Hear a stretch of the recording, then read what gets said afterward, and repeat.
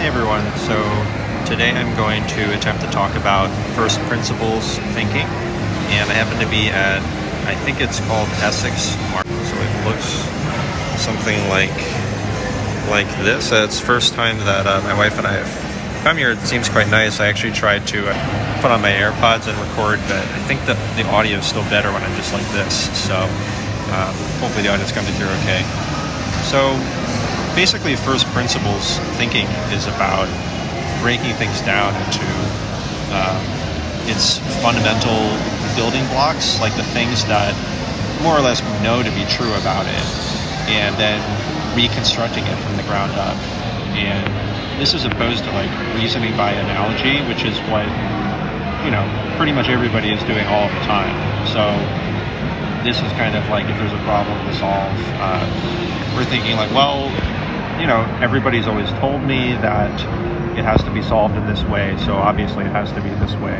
Or it's been this way for 100 years, so it's going to continue to be that way. I've never heard of anybody else doing it this way, so that must mean that this way is impossible, right? So we're kind of comparing everything to similar situations, situations we've heard of before, the truths we've been told by our parents or our teachers or people in our industries this whole time. And reasoning by first principles is much more powerful because, it doesn't mean it's necessarily the case, but we're basically thinking like, hey, maybe everybody else could be completely wrong, from a non-egotistical standpoint. We have a situation this certain way, and we break it down. We consider more or less, as far as we know, as humans, the best that we can do, thinking, okay, this is pretty much an indisputable fact. This is pretty much an indisputable fact. We try to figure out what these things are. This looks like an indisputable fact, but actually it's just an assumption, made by people in this industry right now. Or, this looks like something that people have done for a very, very long time, but it's not actually strictly necessary, like in the most literal sense of the term, or of this particular aspect of this topic. So,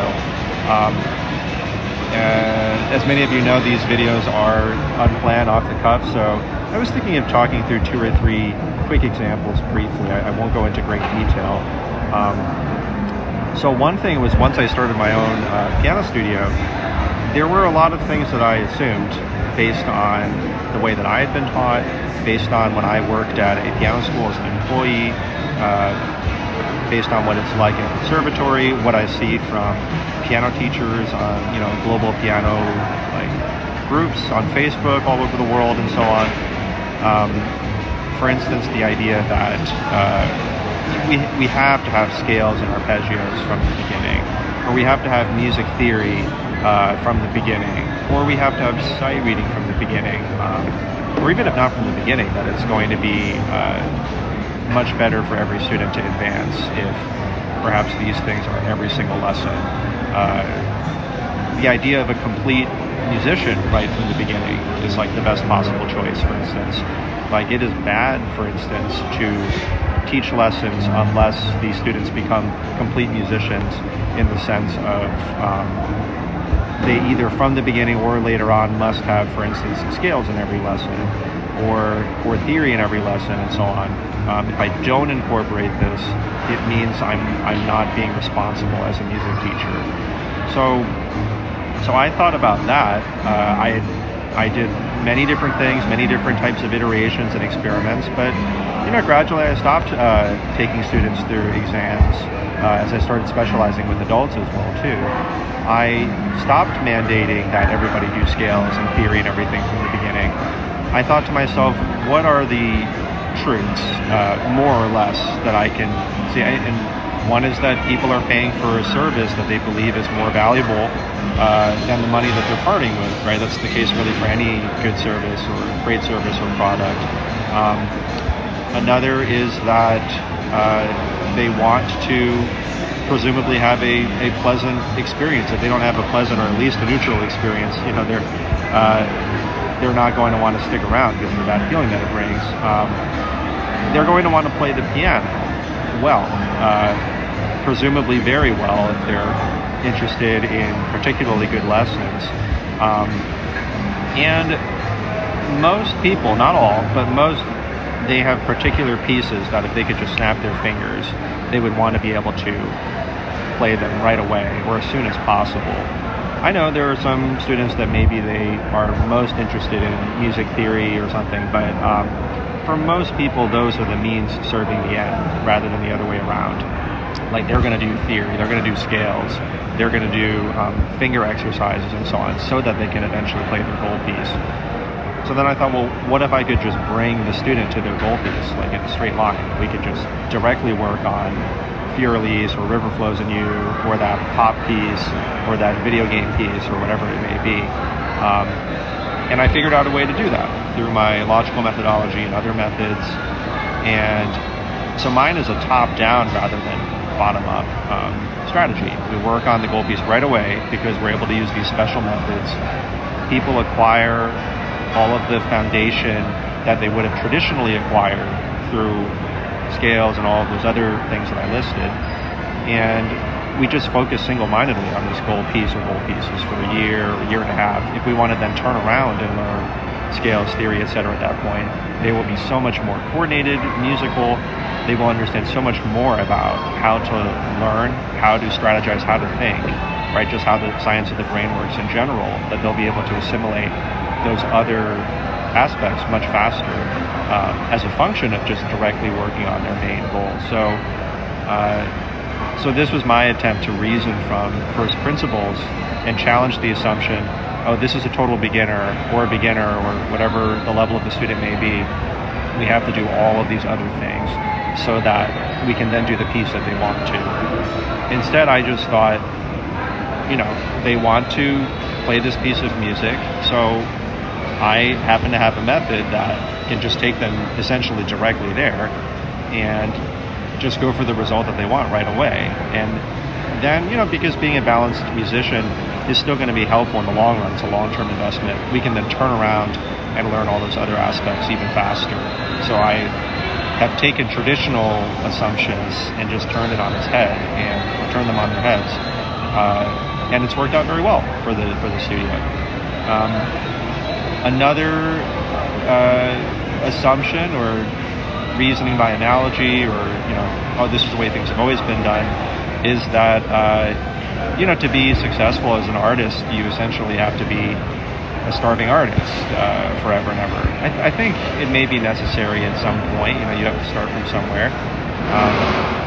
But my assumption since I was little really was that if I became like an engineer or a doctor or a lawyer or something like that, particularly an engineer because there's some in the family, I would be able to make a way better living from that than from music, right? Music, it's a wonderful thing, a wonderful career, but there's no way that you'll really be able to have like a very comfortable life from teaching music or playing music.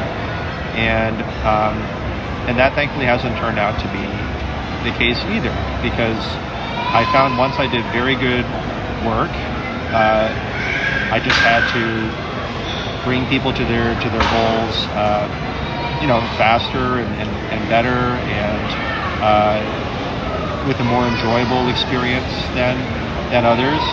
They left good reviews that attracted more and more students, and it's turned out the same as any other business, whether it be music or something else. When you provide really great results and the students are happy, and you're honestly pretty conscientious about collecting reviews. I think I'm much more conscientious than most.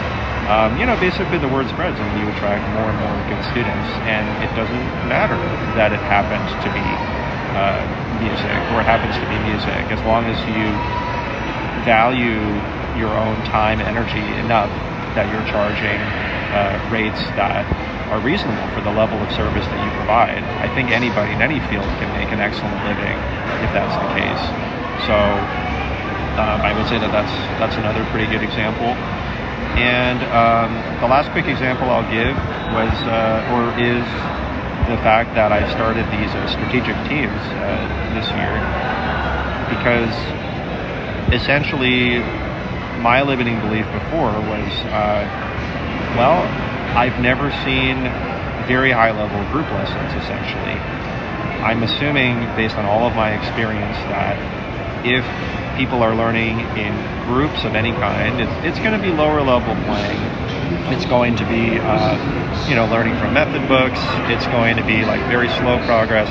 Students that are playing like La Campanella or the Revolutionary Etude, or beginners that are super ambitious, they're still going to benefit way more from private lessons, from all the time specifically dedicated to them. I also need to help them very specifically through all their complex questions and situations and so on. But then I started to question that, why would it be impossible for higher level students, for ambitious students, people that are using complicated strategies that I'm teaching them to advance very quickly within a high level group format. And I found that if it were designed in the right way and we went about it with the right methodologies and strategies, people are able to advance even better than before. So I took some of the things that I had realized, these methodologies are helping people advance extremely rapidly. And because of my attention as a teacher, people are advancing with great quality. And then finally, if I leave students on their own and check in on them after 10 minutes, 15 minutes, and then observe their practice instead of holding their hand through every single little thing, the observed independent practice, that's the real window into their practice during the entire rest of the week. As in, if you check in on somebody after 15 minutes of independent practice and it's bad, it's going to be bad the rest of the week. But if you check in after 15 minutes and the student's able to make you say hey, that practice is really good, that's pretty much exactly what I would do, they're going to leave that lesson not only able to play that part, but able to solve all analogous types of problems, because they've demonstrated that they could solve that specific problem that you just checked on their own. And eventually they'll even be able to solve dissimilar problems because their critical thinking has been awakened. They are their own teachers the moment that they're away from you. So I've given them the power to achieve that result every moment of their own practice time. And that's kind of one of the running themes of the studio, I guess. So I thought about these things, the efficiency component, the quality component, the independence component, and I call them my strategic teams because we're focused on strategy and there is a lot of collaboration, even though most of the practice is independent. And I realized that with this new format, people are going to be able to achieve these ideals even better and even faster, with more quality, with more independence. And I found that to be the case. I know a lot of people that start group programs, there's some transition time when they get used to it, when the students are getting used to it. We didn't really have that. Pretty much everybody was just advancing really well right away. Those are some examples of reasoning from first principles. You could still be open-minded, you can still listen to people's opinions, but you're still healthily questioning everything, from a scientific, logical perspective. Just because no high-level group lessons, at least that I'm aware of this type, have existed, it doesn't mean that they can't be constructed from the ground up with the right methodologies and with the right mindset. Just because usually it's very hard to make a good living as a piano teacher, it doesn't mean that it's impossible if you go about building the studio and bringing results to your students, bringing good energy to everybody in the right way. And